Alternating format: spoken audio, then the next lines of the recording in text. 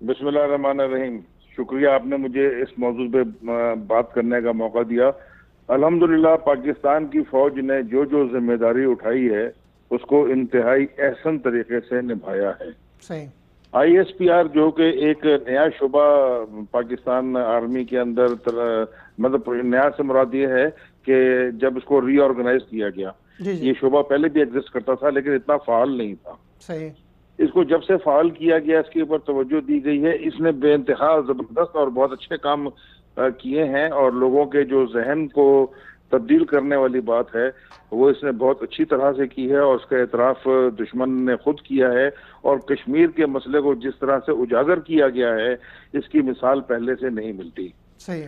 اب کیونکہ یہ ایک چیز ہائپ پکڑ چکی ہے, اب یہ آگے چل چکی ہے. اب اگر یہ ہمارے کچھ اکاؤنٹ کینسل کر بھی دیں تو اس سے میں سمجھتا ہوں کوئی خاطر خواہ فرق نہیں پڑے گا کیونکہ جو چین ایکشن ہے الحمدللہ وہ چل چکا ہے. اور بے شک اس کے اندر ہماری فوج نے ہمارے جو director general I S P R ہیں اور باقی ذمہ دار افسران ہیں وہ بالکل شاباش کے مستحق ہیں اور ان کا کام جو ہے وہ بہت عمدہ کام ہے اور یہ قوم کے لیے ایک بہت عزت کی اور فخر کی بات ہے. اور ہم اپنی پاکستان آرمی پر اور آئی ایس پی آر پر جتنا بھی فخر کریں وہ کم ہے. اب رہ گیا سوال اس کا کہ اس کا امپیکٹ کیا پڑے گا.